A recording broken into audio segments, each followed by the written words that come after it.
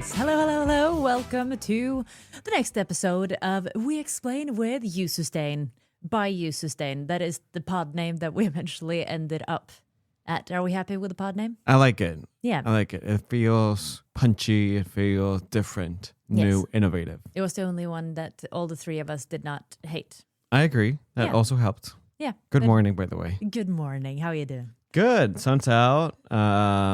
We're podcasting inside. So, You know, got a little bit of outside time beforehand. So yes, definitely. soaking up the last of the Norwegian race of summer.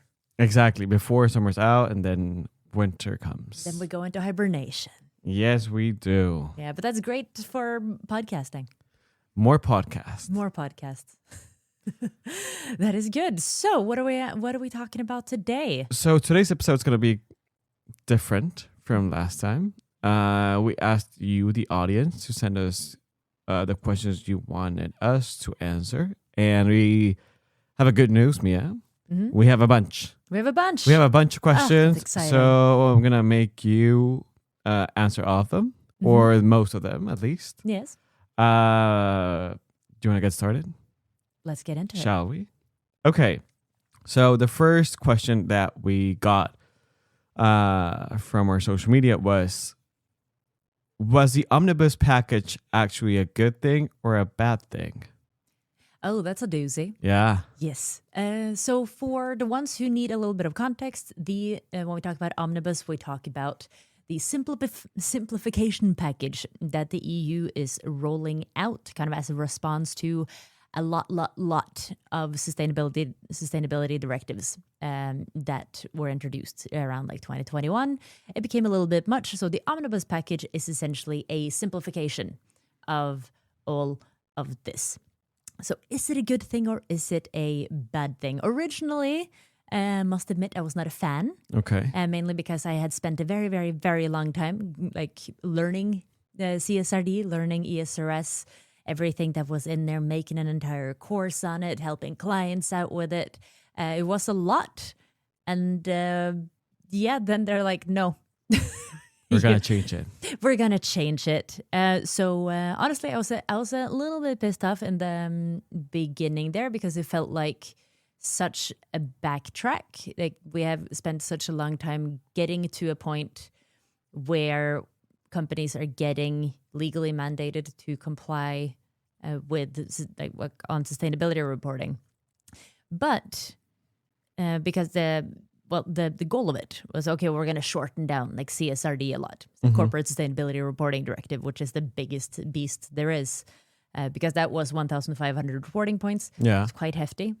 And all the talk was about shortening it down and removing a bunch of data points. But what actually happened is that EFRAG that creates it actually did a very, very good job in not really removing much important information that needs to be reported on, but they have just consolidated data points, essentially. So it makes it a lot more concise. It makes it a lot more readable. It makes it easier for companies to understand without it actually taking out much of the efforts that are actually required in terms of, actual like operational change, for example, which is quite nice. And they've done a much better job the second time around in redoing the disclosures. It's it's easier to read. Okay. Yeah. Like I like to believe that I'm a professional. Yeah. You have the title. I do have the title of professional. That is true. A certified sustainability and ESG professional, if you will. But even I spent so long like understanding it the first time around. The second time around, I'm like, oh, okay. Like this is actually a lot easier, which is good because we need companies to understand what they're doing and not just entirely get lost in the bureaucracy of it all. And then, like, of course, like I think the biggest problem really is that they're narrowing down the scope of who needs to comply. Okay. So I believe that like 90% of the companies that were originally in scope for CSRD, because it used to be like it started with really, really big companies going all the way down to small and medium-sized companies over a certain size that needed to comply. Now, like SMEs are removed and like the threshold is quite high. So that is not ideal. That does not mean that these companies don't need to do sustainability reporting, but they need to come at it from a different, like they have to do it anyways. Like assuming that they, for example, are in the value chain of a larger company that needs to comply, they will have to do the same things anyway. What is unfortunate about that is a lot easier for a company to allocate budget for something that they legally need to do. Okay. Yeah.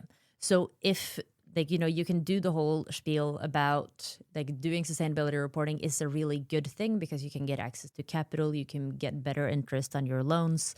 Like it's a trust thing, right? It's a very good thing to go into negotiations with a large company to be able to provide them this like scope 3 data, for example, that they need. But it's a harder sell than you will be fined up the wazoo if you do not do this. So it makes the decision process harder. So it's harder for companies to prioritize. Okay. Yeah, which was the nice thing about having so many companies in scope. So that is a downside of it. And then, of course, we have all the other directives that are like, it has just created a lot of uncertainty. Because I felt like the EU was very good for a long time where they kind of set the course and was like, okay, this is what we're doing now. This is like where we're going to be in 2030 in terms of kind of like a roadmap for what was happening. And like, especially 2025, like we talked about last episode, was an absolute shit show. Because suddenly like all of these timelines were entirely up in the air. We don't know when different things are going to hit, who is going to be hit when, like all of that. And that's why all of that handbrake stuff happened, which was unfortunate. So we're still holding out to see like what's happening with like the deforestation directive and all of that. So it's both a good thing and a bad thing. It's a good thing and a bad thing. Like it comes from, well, does it come from a good place? Not really. It was it was a fun fact. The first omnibus negotiations were made behind closed doors, and the only ones invited in were essentially oil and gas lobbies. Fantastic. Yeah, which is always great. So it didn't really come from a good place initially, really. But I can see the argument that it was too complex. But then again, like companies have done hard things before. And it's not like we're doing, like, it's not like this is happening because it's a fun, like, goody two-shoes thing. Like, we're actually in, quite desperate need of not doing things the, business as usual way. And we actually need to create a more robust green economy that we can actually rely on in the years to come. I like that answer. Our next question comes from Mike from the US, and he wrote to us saying, I graduated last year with a bachelor's degree in sustainability management, and I've been applying for sustainability jobs without getting any responses. Is it worth pursuing a career in sustainability? Oh, that's a good question. Well, thank you for that question. Mike, was it? Yeah, Mike. Yes, I'm sorry to hear that it's a rough time out there. I don't think you're alone. And I don't really think that is specific to sustainability jobs, really. I think that's just across the board. It's a bit of a shit time being a job seeker. Yeah. What I will say is that, yes, sustainability is still a really good career path. So what we also talked a little bit about that last episode, but last year was absolute carnage. Like in with sustainability roles, like with the economy being what it is. Or what it was. Well, hasn't quite recovered. But a lot of sustainability jobs went away. That had a lot to do with CSRD. Like companies had been ramping up for CSRD, and suddenly, that has been pushed with 2 years, or they're not in scope anymore. And so that was definitely not good from a jobs perspective, but the numbers are increasing again.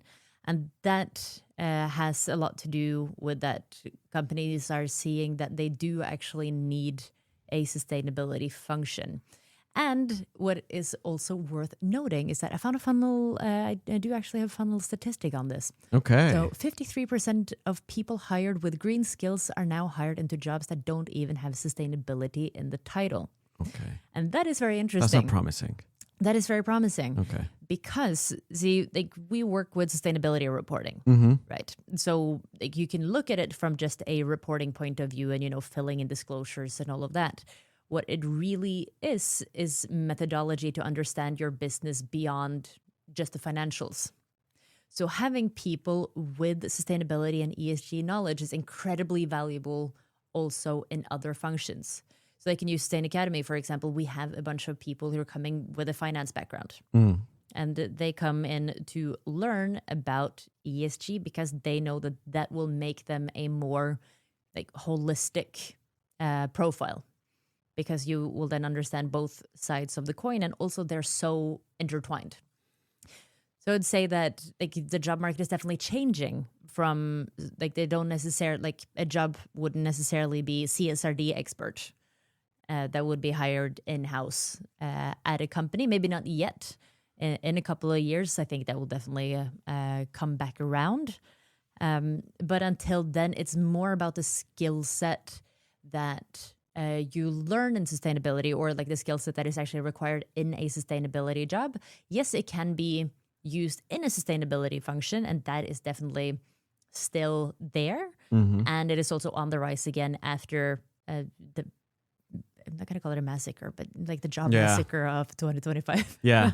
I think I want to connect your answer to another question that we got. Yeah. Elisa wrote to us saying, you mentioned that sustainability is moving from marketing into finance. Why is that happening? Ooh, why is that happening? That is because sustainability is getting boring. Okay. That is at least the dream. Therefore, it goes to finance, the boring part. Exactly. They're like, who is the most boring people at this company? It's like, okay, you guys sit together. Yeah, either that or accounting. No, but that's because like it's quite interesting, because like as with any buzzword, like sustainability was kind of like that was the rage a couple of years back. But people who didn't understand sustainability were the ones in charge of hiring for it. Okay. And they kind of saw, because they only saw the surface level of this, well, sustainability, or quotation marks sustainability, being like, oh, this is a really good branding opportunity. And like, we have to go out and say that, oh, we're super green and all of that. But now, especially with like the greenwashing directive, and that is already in force, which essentially makes it illegal to make green claims that you cannot substantiate. I was gonna ask because I think greenwashing came a lot in our comment section. Can you explain to us what greenwashing is? Yes. And also, I think this would give the listeners an idea into if their company is doing it. Yes. So how I like to explain greenwashing is essentially that when you have a company, you have a operational level and you have a commercial level. So what you do when you're greenwashing essentially is that you just skip over the operational part and go straightly commercial. Okay. Yes. So instead of actually, going like the operation are the bottom and the like the executives are the top. No, you have operational on the bottom, and then commercial. Commercial. Yes, and then you have commercial on top. So what they did was that they went straight in on top, and they're like, okay, where can we put stickers? Essentially, what are shortcuts that we can make to, just call something green, call it sustainable? Okay. First of all, green is a color, nothing else. Like, you cannot just call something green and therefore, like, it is just a color. Yeah. Yes. Yeah. So what you're doing when you're greenwashing is that you're skipping actually doing the things that is required, and it just becomes more of a marketing branding effort, which worked for a long time. Sometimes it is still working, but now, first of all, many places it is straight up illegal, because it kind of because it comes into like customer protection laws and such as well, because you're not supposed to trick your customers. Okay. Yes. So now if you are to make a like green claim, for example, saying that this jacket saves 30% of emissions or whatever, then you as a customer can actually go to the company and say, okay, cool, how? Okay. Yes. And then they had to explain to you how they actually do it. So they essentially need the paper trail. And then if you have the sustainability functions within the marketing team, they probably don't have that. Okay. So that's when you need like the input from kind of like the heftier. I'm not saying that marketing is not a hefty job, but you know what I mean. Yeah. The boring shit. Yeah. So I would encourage our listeners to send us pictures of greenwashing that they see in their daily life. Yes. So we can talk about it on our next podcast. Call them out. Call them out. Yes. Yeah. So we can communally call them out. Yeah. I think my favorite might be, I believe I think it's Turkish Airlines. Don't want to call them out. I hate Turkish Airlines. To be fair. So if it's someone else, I don't care. Yeah. But they have, like, they make it impossible to have a digital ticket. You need to have a printout ticket. Mm-hmm. And on the back of the ticket of this airline, they're like, oh, you should really think about the planet and get a digital ticket next time. Oh. Basically. Like, cool. I mean, you're also blasting a lot of jet fuel into the atmosphere, but okay, sure. Sure. I'm the problem. You are the problem, ma'am. Yeah. There are some nuggets out there, but we will see less and less of it. Okay. And that is also why, like, it's very much needed. Like, I feel like that's actually a really good hack to see how seriously a company actually takes sustainability. See where the sustainability function lies within the company.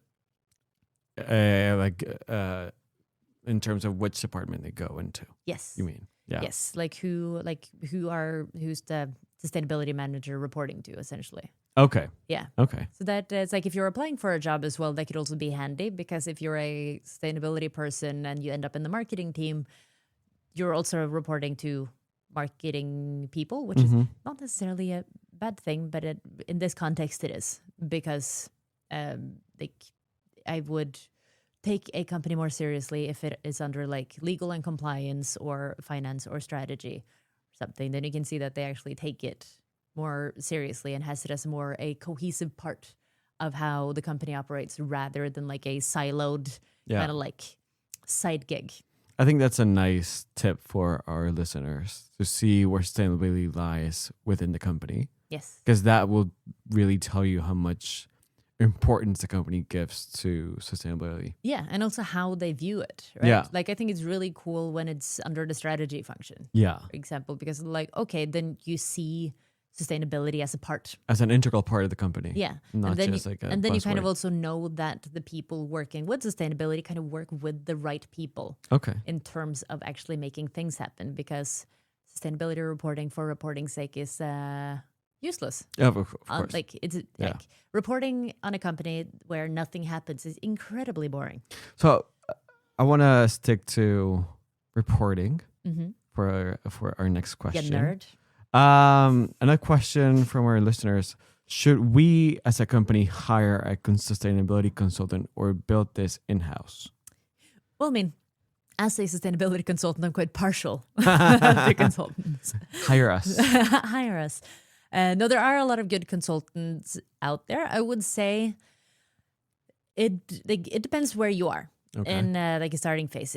If you're quite a large company and you haven't started this yet, I think it's really smart to at least have one person who has competence.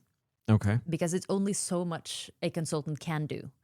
Because the sustainability function is so much of a consolidation effort. So like you need to have, it's really handy to have people on Teams and have direct emails to every part of the organization to be able to kind of, map out all the data, consolidate it, and create a good system in-house. Okay. But it's way too big of a job for one person.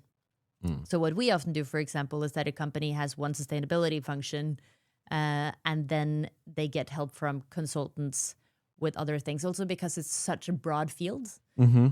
So, I mean, I consider myself a sustainability expert, as we gone over, but I'm not great at everything. Like for example, I'm really good at like throw me a double materiality analysis or a GRI report, and I can do that in a heartbeat.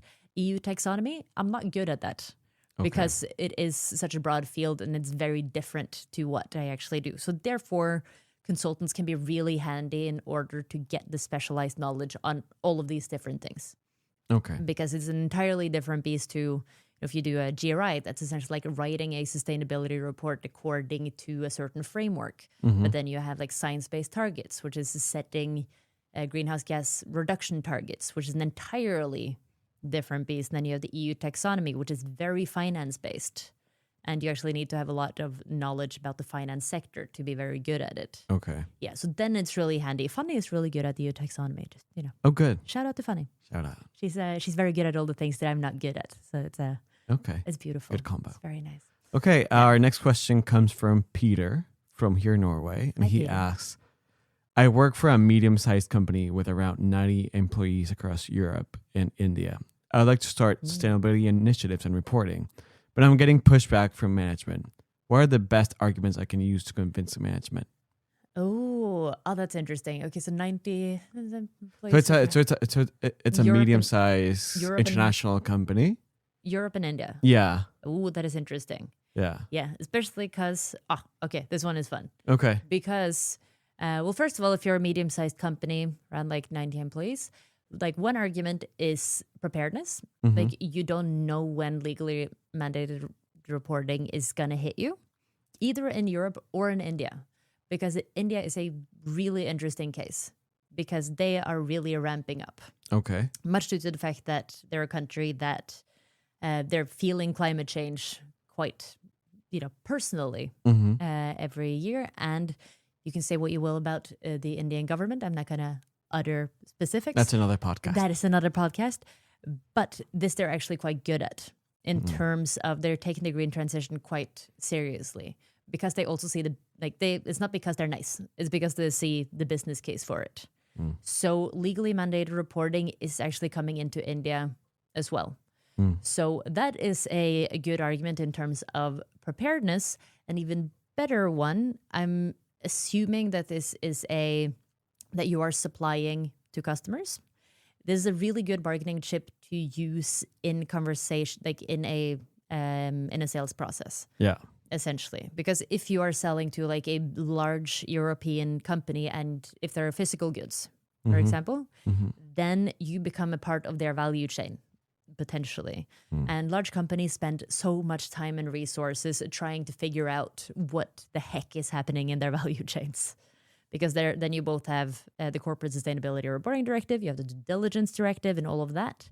So be able to then come to these large players and say that we know exactly what you need in terms of data and all of that. We are prepared to just give you that. It's kind of like a part of the deal. We will make your life easier. You'll spend a lot of time. You'll save a lot of time, save a lot of resources by just having us knowing our shit, essentially. So I say that is a very good bargaining chip. And then you also have the financial angle of it. Because as we also kind of talked about last episode, banks, financial institutions, investors, they are also looking at sustainability and ESG. But that is, again, not because they're nice. That's entirely from a risk perspective. Okay. Because so much of sustainability and ESG in a corporate setting is that you need to show that you have your ducks in a row and you know what you're doing. And ESG is a really good way of doing that, to show that you have a system in place to actually have a good overview of what's happening in your organization, just beyond just making money, essentially. Yeah. So you're a much more secure investment. For example, as a company who, for investors, for example, they can be a lot more secure in your company being a good investment to do because it lowers your risk profile.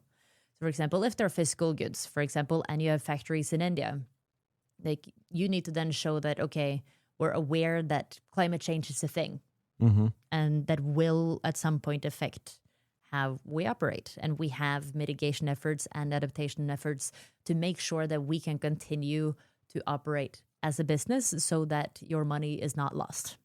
So that is also a very good argument, I would say. And just like for loans, like if your company needs loans, you get so much better rates if you have your ESG in order, which for many companies is handy. Yeah. Access to capital. That's always good. And those, I think those three things are quite valuable for the company. I think like the clue is that it is never in my experience, don't play the idealist angle. Like no one is gonna listen to you, unfortunately, even though like your boss might be a terrific person. But unfortunately, how the world is structured in business today is that money is what matters. So you need to be able to tie it to the financials. Mm-hmm. Yeah. In order for them to be like, okay, this is a business decision that actually makes sense. And like it might take some work, much because a lot of people still view sustainability as a marketing thing. And they will say, like, that their logic would be that it doesn't make sense for us to put this much capital into a marketing initiative. But if you can frame it as, no, no, no, this is not a marketing initiative, this is a strategy initiative, this is just long-term thinking. Finance, Yeah. monies, cash money flow. Yeah. Then people have a tendency to listen a lot more. Yes. I like that. Get the CFO on board. They usually get it. Yeah. And our last question is AI actually useful for sustainability reporting or just more hype? AI. Yeah. I think we're always going to come back to AI at some point. We will always come back to AI. Yeah. The question is it useful for sustainability reporting? Yeah. I use it for proofreading. Proofreading, that's Yeah. it. I mean, do you also mind sharing a personal experience so our listeners can understand how you've dealt with this personally? yes. So I've tried to AI sometimes doing sustainability reporting, but I gave up. Okay. And it is also, I mean, it's also because I'm old mentally. But it is like when you automate the sustainability reporting, like it kind of shuts down your brain a bit in terms of like, I mean, it's fine to use for grunt work and like, the proofreading, which I like to do, but especially if like, let's say that you're working in a sustainability function, you need to understand what you're doing. You can't outsource that part. And in my experience, AI is not necessarily that great at doing that. I will use it for like data sets. For example, like if I have like a huge data set, I'll use like a closed AI thing. So I'm not using the open one. Just putting that out there. And then I'll, like if I'm proofreading numbers, for example, I'll be like, are there any like particular outliers? Because then it's kind of easy to like catch human mistakes. Okay. For example, because like in many instances when a large corporation are consolidating data, they probably have like hundreds of people sending in like little bits of either being electricity numbers or fuel numbers or anything. This is particularly for carbon accounting. There are a lot of human errors, and that I think it can be handy for in terms of processing large amounts of data and find outliers. So that I have saved some time on doing, and I do it sometimes. But I mean, personally, I like to be more hands-on with it. And yeah. So you would say like AI works for like synthesizing and checking outliers, but not specifically for making the report like from scratch. I think what people get wrong is that they think that because sustainability reporting is reporting heavy, like it's a lot of words, it's a lot of numbers, that they can entirely outsource it to AI. And I think it needs to be used in a really smart way, where like you're using it as like a ESG professional can use it as a tool, not a replacement. Okay. Yeah. Like it can help you become more efficient, but because the reporting is supposed to just be a reflection of what is actually happening, then you need someone with competence to actually be able to understand the numbers, and you need to understand the content in order for things to actually happen in-house. Okay. Like, but if you want to do sustainability reporting for the sake of sustainability reporting and just like get a shiny report out, I'm sure it's not that far away from that being possible. But if you don't use the numbers for anything, if you don't use the information for anything, then what's the point? At least I think of my experience. I'm not going to name companies. I've seen Don't get them. us sued. I don't want to get sued. I've seen in some of their yearly reports in their sustainability part, you can see it was written by AI. Yeah. By how like the text is written and like those underscores and the weird like The dot. goddamn M dash. Yeah, exactly. And it's like I M can dash is clearly ruined see forever. that like no one put a human to do it. Yeah. And it's also like it's not like you don't see it good as a company. Like Yeah. it's not nice, No. So you also have to be careful about that. If you're gonna use it, at least get good at prompting. Exactly. Yeah. Exactly. It's like, but it's like, this happens all the time in sustainability. The amount of times they're like, the word jargon, Yeah. they use it Yeah. so much. Yeah. We'll Yeah. explain it without the jargon. I'm like, no. No. And it's like you can just tell. It just makes it more impersonal. Mm-hmm. And it's like I'm very pro. Well, the concept of AI also in and of itself, sustainability wise, it's problematic as hell because like where are we going to get all this power from? Mm-hmm. But I do see that it's kind of here to stay. So might as well utilize it. Yeah. But it's just not that good at sustainability reporting yet. And also it's just so fluffy. Yeah. Which kind of brings it back to the marketing thing again. If you're using sustainability as a marketing thing, then sure. Mm-hmm. And then like it just kind of like adds on a lot of fluff Mm-hmm. and all that and a lot of words that say nothing. But it doesn't go in depth. no. And like where the reporting is going now, where it's becoming more like a finance report. Like it's becoming more like it's part of your annual statement. Exactly. Like I've seen those. yeah. You can't really go from going from like hard facts and numbers and the financials. Mm-hmm. And then suddenly it's just like, we care. We're continuously working on improving our carbon decarbonization measures. Cool. What have you done? Nothing. Nothing. Yeah.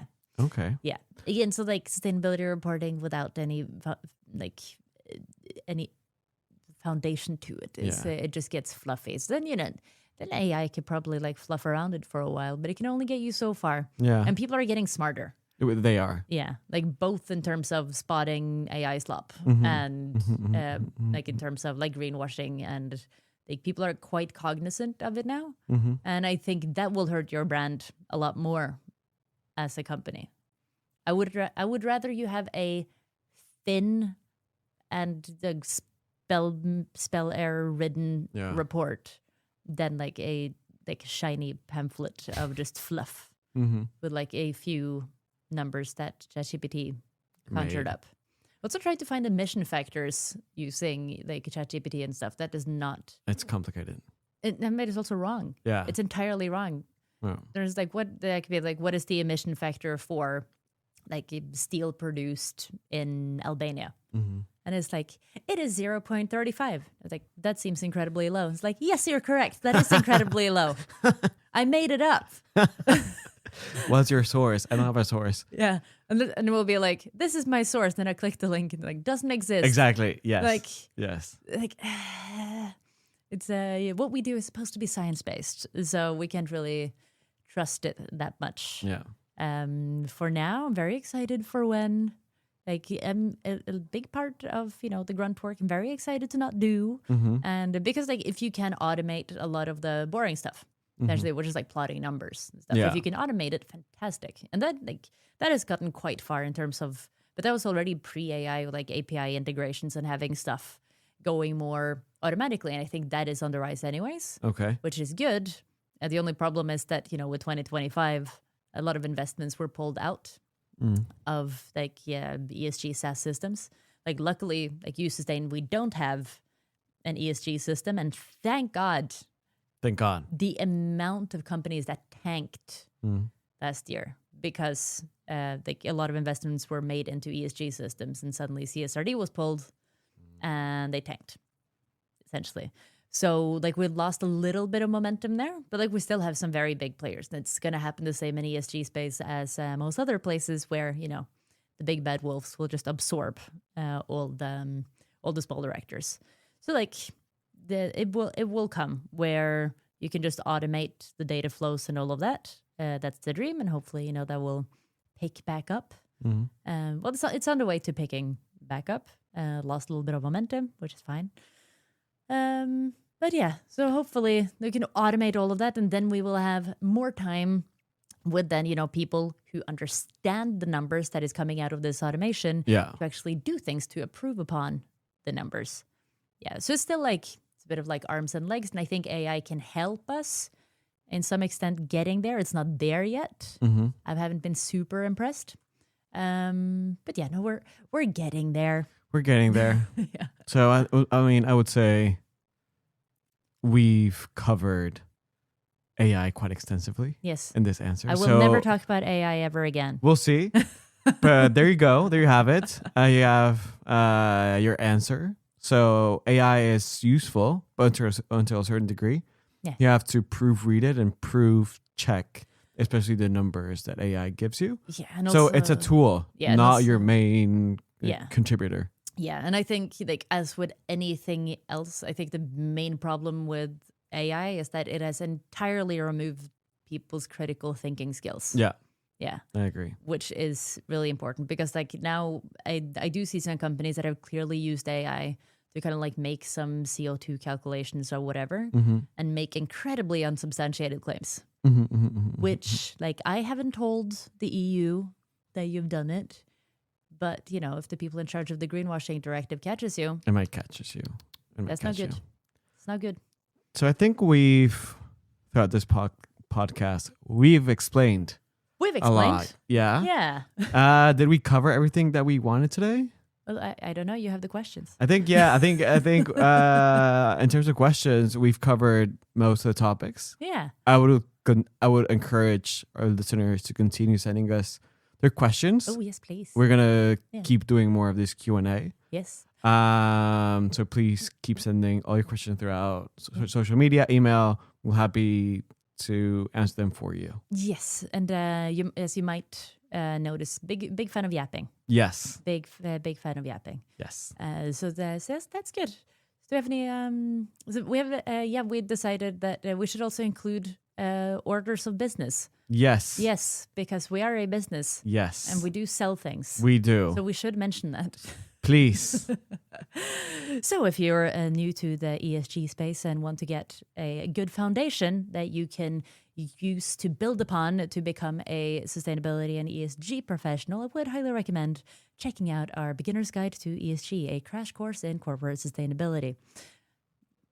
Link That will was be my available. commercial. Thank you. Yeah, that's my commercial voice. The link to that crash course will be available in the link. Yes, it's really handy. It's it's a 45-minute little tidbit essentially about the most key things within the ESG and sustainability space that is good to know. It's kind of like a crash course, and then it's kind of made up to be a build up to hopefully at one point you want to do our certification, which we have worked really hard on for many years now to make a really good hard skills package of the things that you need to know as an ESG professional if that is where your career is heading or you want it to head that way. Yeah, that's quite neat. So start with the ESG Beginner's Guide. You can pay what you want for it. Basically, half the money goes to Doctors Without Borders. Nice. Yeah, so it's a win-win all around. Yeah. Yeah.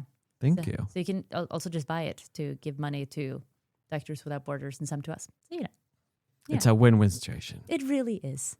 Yeah. Mia, I want to thank you for your time today. I want to thank you for your time today. Thank you. And thank you to everyone that listened to us today. Yes. We'll speak soon. We'll speak soon. Thank you. Ta-ta.